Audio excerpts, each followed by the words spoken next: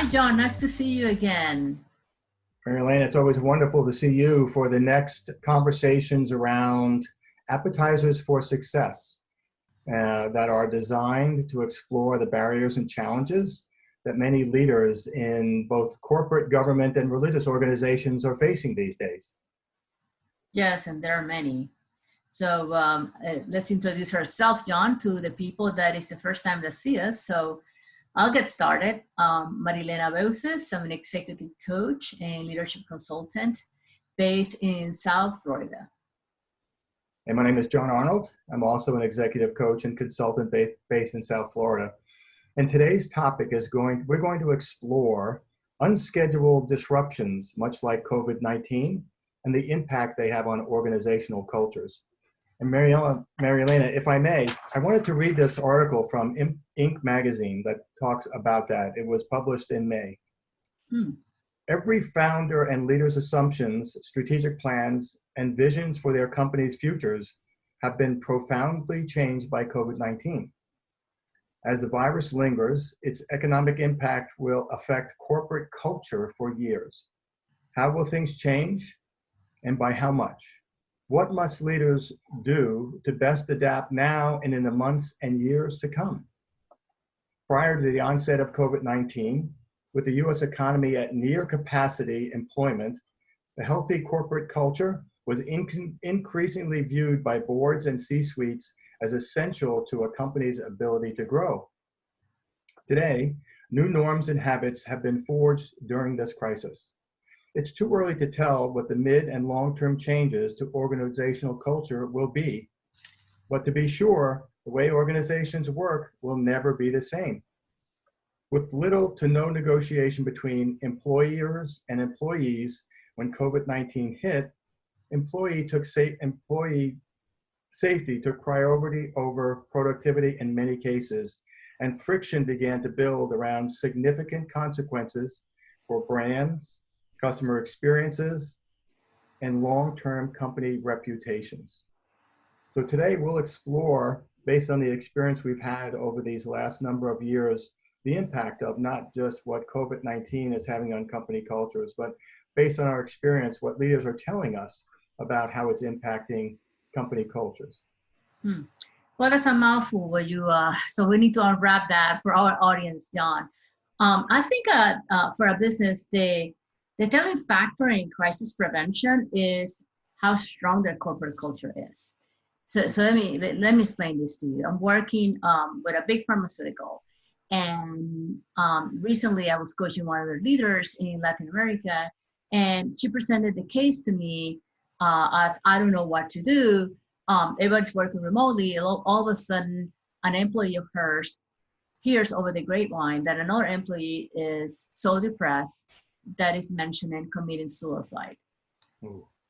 So she, her first response was, well, let me call HR. And I'm going, hell no, you're not going to call HR. You pick up the phone, you leader, you wonderful leader that you are, and you take care of that person. There's no protocol, there's no planning for crisis of the magnitude that right now we're facing that is affecting us all. And we all have, either companies or individuals, different responses to this, and we need to take care of each other. So above and beyond whatever norms and rules and protocols might be in place for any company out there, in that article, they said it very well. It's a matter of now corporations caring and being very vigilant, not only for their employees, but also for their external customers. How are they responding to this? How much do I care, not only about the results, because it is important to keep the business going and to be sustainable, but it's also what are the reactions and responses that others believe about me, about my brand, about what do I stand for. Let me give you another quick nugget, because I love examples. I know you do, and I love that. And I wasn't witness of this precisely, but in a way I was. I'm a Starbucks fan, right? Like Starbucks, every day. And so at a particular Starbucks somewhere in the United States, there was someone that came in without a mask. And even though we have all these conflicts, mask or no mask, this particular employee stand up for the value of what Starbucks professes, which is their brand, which is caring about the customer. So this customer comes in oblivious to all the signs and oblivious to the health of everybody in the store. And this kid, who is a barista, he decided to call him on the attention that he needed to wear a mask. The customer got extremely upset, wanted to put it in all the social media, but guess what? That got viral. And the people in that community and communities around that knew that particular Starbucks, they raised over $100,000 to compensate the courage and the value of that particular barista to stand up for something that is not right for us all and to make us feel safe. So I'm going to stop there because I think, for me, it stands for what they believe. It stands for caring about the customer. And we all just might have different reactions, but the moment that the companies go wrong in terms of corporate culture is when they want to write it on the wall. They want you to say and repeat it like it's a national anthem, but they don't profess it in their own behaviors. And that's particularly true for the leaders in those organizations. Yeah, that's a great story. I think I remember that. Something else that comes to mind in a recent coaching call with a leader, this goes back about 2 months, maybe even 2.5 months, and we were having conversations about the remote workforce. This was the first time, like in many organizations worldwide, their company was working remotely. And his voice sounded, he had a voice of concern when he was talking to me. And so I asked him what was going on. He said, there's quite a buzz through the grapevine that remote working is causing people to experience depression like they had never experienced before. And I said, what does that mean? He said, well, a lot of people, they come to work and they're used to being around other employees. I said, yeah, that's the socialization aspect of it. And as we continued to talk, it was obvious that certain industries, tech industries, engineering industries, a lot of those employees are introverts by nature. And so they come to work to socialize. And they were missing the socialization aspect of that, especially if there isn't a spouse or a partner at home. Many of them have a dog or a cat, but it's not the same as coming to work and before work having a coffee or a lunch meeting with the same colleagues, or in the afternoon having an afternoon coffee, or even after work having a beer or a glass of wine or another coffee. And so this company was starting to have conversations at the executive level around, we need to start getting our arms around this and start paying attention and being more, it's almost like over communicating to employees that they're here. Let's get together and have virtual coffees, Zoom coffees, in the afternoon, a Zoom happy hour, which seemed to be pretty popular in the beginning, but that there are now conversations around the mental health aspect of working remotely, which inevitably will lead to organizations paying attention to the new shifts that will have to happen in their culture over the next, not even coming months, but coming years. Yeah, absolutely. I always think of crisis. It's another aspect of change. Obviously, it's accelerated. And, crisis need to be managed from the inside out, not from the booklet, not from the contingency plan, which is, fine to have, of course, if you're running an organization. But it has to do more about, what is it about me that is, that I can manage? You and I coach, thousands of leaders around the world, and there are insecurities in the way that sometimes we go about doing things. Sometimes that insecurity, you can call it intuition all you want, but sometimes we even don't rely on our own wisdom to manage under crisis. And the truth is, if we put our, mindsets into caring, and caring means caring for the employees, caring for the products, caring for the customer, how do you create that customer intimacy right now? And how are companies and leaders able to look at that and take advantage? This is strange because they're talking crisis, but I come from a third world country, John, and I can only tell you that during crisis, there's a lot of opportunities.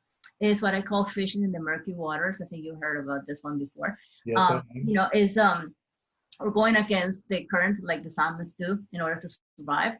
And I think, a lot of companies are, right now implementing wonderful, wonderful innovations out of this disruption. You know, a case in point, I was listening to now his name's gonna escape me in any case, but I was thinking of, you know, how can leaders take advantage of disruption? You know, what is the opportunity that presents to them rather than worrying about walking the same channel, the same tune in? I was listening to someone from, I won't say the brand, but someone in credit cards. They're taking this opportunity. People don't want to touch money right now because it's contaminated and everything else. So what do? You know, they're coming out. I'm just getting one of their cards today in the mail. It's the touchless card, right? That you don't even have to put it into the machine. So this is the opportunity for invention, for creation. It's fast. And I think if you put your mindset in the mindset of your company, not to do what you used to do, but rather what is the opportunity here and now? You know, it talks about, again, you know, how strong is your culture so that you can bring value from that space rather than panicking and just reacting to it. Easier said than done. It definitely is. It raises the question for me around leaders and executive teams, entrepreneurs, regardless, governments, religious organizations, starting to be more proactive in planning for disruption and taking innovation and execution to the next level, much in the way that you're describing with that credit card company. And I think rather than finding themselves in a place of paralysis, that there are some leaders, you know, you look online, you look on LinkedIn, you look on YouTube, depending upon who you're following on Twitter, some of the most brilliant minds are really not, they're taking innovation and execution to the next level and not only challenging their teams, but people across and down into the organization to come up with the next best idea that will help them plan for overcoming disruption. Right. I think it's just, for me, it's a matter of mindset, right? Is you know, we talk about change management, and this is you know, extraordinary change that is affecting all of us around the world like never before, at least in our generation. And you know, I was watching a movie last night, which I highly recommend. The name is Greyhound. It's with Tom Hanks. And it's about this first time captain of these boats that during World War II that is trying to protect the convoy that is going into Europe for the Allies at the time, and how to keep them safe. Well, it was his very first mission. It was a complicated one. I won't give away the movie for you or for our audience. Good. The truth is, just like many examples that we have seen, when a leader is fully prepared, that cares for the cause, that cares for, you know, what is the result of this, you know, they're unstoppable, really, because it's in their heart. They have trained for this. They have gone, and it's not just a matter of training, it's a matter of accessing the wisdom to carry on for the future and motivate others to move forward. And not that we're not going to look back, but looking back sometimes it just brings the worst of us. It brings the fears, the bad memories, the bad experiences, sometimes our own biases in how we're gonna move forward. So I think that movie for me, and the other one, and it's not a movie, it's a life thing, is when NASA, in the middle of all this, NASA sent the US astronauts, and the way that Elon Musk and the team of SpaceX did it. I mean, it just brings us hope. You know, why focus only on the bad things? All companies are doing great things, maybe not the same, maybe you're not getting your numbers, but there's so much opportunities, and we just have to be tenacious, persistent, and have the clarity that we can all move forward. Yeah, that's a great example with NASA and Elon Musk and SpaceX.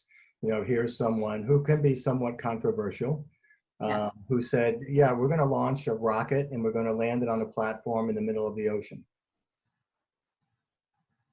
And everybody said, sure. And he's done it countless times, meticulously and safely. Talking about organizations and some of the cultural shifts and changes that are going to happen over the next couple of years. My wife and I were with some friends socially distanced the other night when their daughter was there, and she just took on a new position in the cybersecurity space, a space that she had no experience in. She had worked for a tech company for 11 years, but not in the cybersecurity space. And she said, I wanted to tell you, she knew about my coaching work. I want to tell you about my experience. And I said, yes, tell me about your journey. She said, well, the sales leader who finally interviewed me, first questions were, tell me about the school you went to. Tell me about your hobbies. Tell me about the sports that you played. And she was a little taken aback by that initial line of questioning. And I said, did you realize after a while what he was doing? She said, I wasn't quite sure. I said, he was trying to decide and discover early on if you were going to be a good fit for their culture. He was less concerned initially about your work experience and how you were going to talk about selling into the government. In this case, it was the New York City government, and more concerned about, are you going to be a great cultural fit for their company? So I think what we're going to see over the next couple of months initially is going to be a lot more conversations from leaders around what aspects of their culture will they start to leverage, and what aspects of their culture will they need to really reinvent, and be very disciplined and deliberate about it. Yeah, I think that's a great example. And I think it also brings to me the point that, what are the critical skills for the future? How is this altering, not only how the companies recruit, but in terms of the fit, which I think is so clever. But it is also about, the structure, the organizational structure. Do we need to be flatter? Do we need to just keep it remotely? And the impact of that in real estate and whatever else. The impact on our own institutions and our desire for them to respond faster. The institutions such as, healthcare systems, such as educational systems, all of that. And I think one of the biggest lessons right now for everybody in the world is that we're all united on this. Why don't we share, our learnings? Why don't we just come together in like global symposium, say, with best practices in the industries, and just share that so that everybody doesn't need to replicate the wheel, and just with the spirit of moving faster and forward. We can only benefit each other. We're not going to hurt anybody else, in my view, if you do it with the right spirit. I agree with you. It's time to put the ice packs on the ego, reduce the swelling, and start sharing great ideas, innovation, and best practices. And this is probably a great time, Marilena, as we bring our conversation today to conclusion, to invite our viewers to offer their own insights. They might be some controversial opinions. We invite that as well. We welcome everybody's opinion. We welcome everybody's insights. Anything that you would like to offer to engage in future conversations with us, we're going to be absolutely welcome. Of course. And that brings me to also the conclusion. Well, you guys will see our emails and linked information at the end of our recording here. But also, John, how about if we start thinking for our next video, how to deal with big egos in organizations? How do we deal with that? How do we manage up if it happens that our boss is one of those? Or if we have an employee that is like, oh my God, so smart, but the ego is so huge, it doesn't let anybody else talk or add. So how about that topic for next time? I think it would be great. How do we manage and deflate the big egos? And thank you for that suggestion, Marilena. Until next time. All right.